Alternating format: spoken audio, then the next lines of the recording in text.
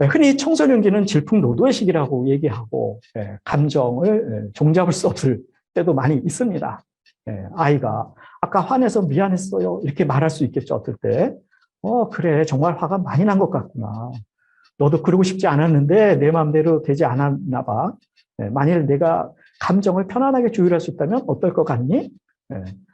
이렇게 쿨다운 됐을 때는 저런 대화가 충분히 가능하겠죠. 저는 감정이 존재라고 생각을 합니다. 왜냐하면 감정을 공감해주지 않으면 기분이 영 나쁘거든요. 좋지 않거든요.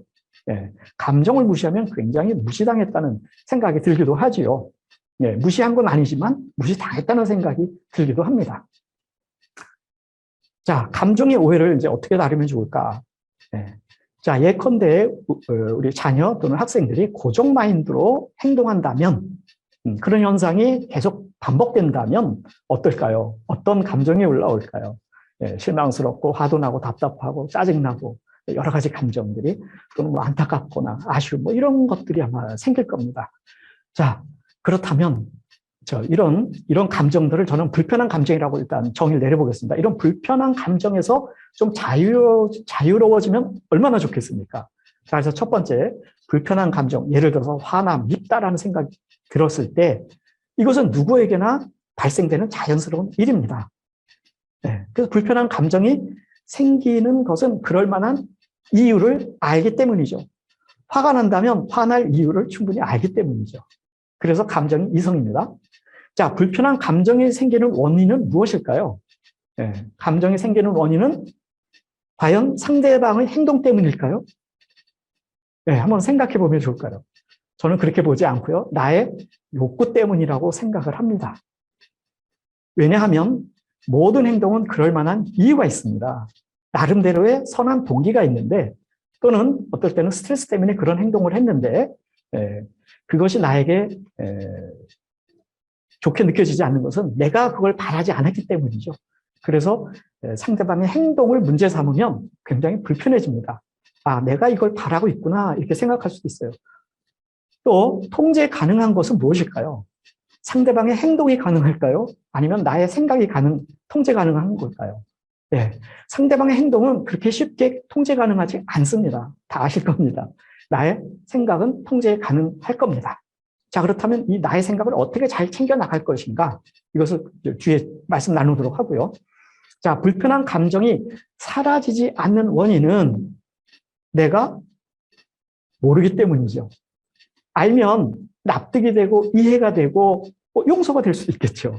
모르기 때문에 그 감정이 계속 유지되고 있다고 볼 수가 있습니다. 그래서 우리가 감정에 대해서 한번 다시 생각해 보면 좋겠다. 아, 내 욕구 때문에 내가 불편한 감정이 생기는구나. 아, 내가 저걸 알기 때문에 그런 감정이 나왔구나. 그런데 몰라서 이 불편한 감정이 지속되고 있구나라고 한다면 이제 그 감정을 통해서 우리가 알아볼 타이밍이 됐다 이렇게 볼 수가 있겠습니다. 그래서 감정이 압니다. 감정이 인식의 주체이기도 하고요. 감정이 곧 이성이죠. 싫어요. 왜 싫어? 이래서 싫어요. 그러니까 흔히 하는 이야기, 감정 속에는 늘 이성이 같이 따라다닌다라고 볼 수가 있겠습니다. 그래서 우리가 감정을 존중해 줄 필요가 있다. 왜? 그 감정이 곧 그 사람이기 때문에 그걸 알아주고, 자, 그러니까 이걸 잘 아는 방법이 이제 필요하겠죠. 예컨대, 깨워달라고 했는데 왜 안 깨워줬어요? 아이가 이렇게 말할 수 있겠죠. 그래서 우리 학생들한테 물어봐요. 자, 저렇게 말했을 때 엄마는 어떤 좋은 이유가 있었을까? 이렇게 물어보면 다 알아요.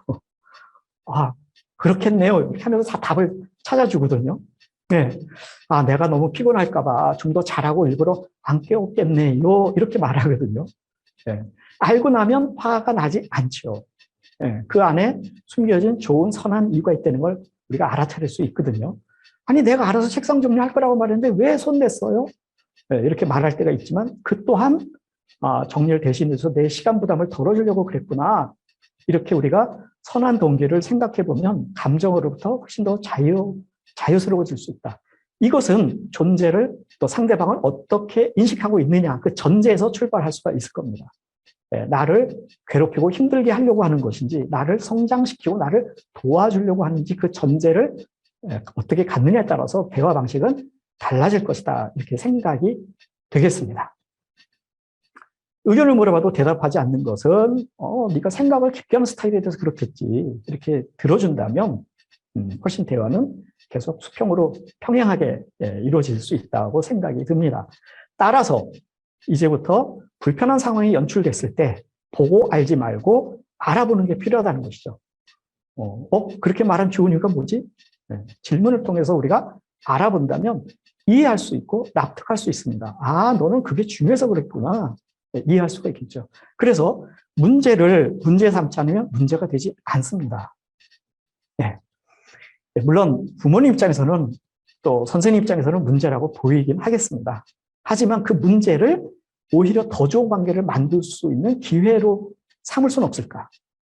네. 그걸 공감해주고 이해해주고 격려해주고 지지해주고 응원해줄 때 오히려 힘을 얻고 나를 전폭적으로 믿어주고 도와주는 분이시구나 라는 걸 받아들일 때 조금 더 장기적인 관점에서 관계가 이루어지지 않을까, 그 성장이 또 잘 이루어지지 않을까 그런 생각을 해보게 됩니다.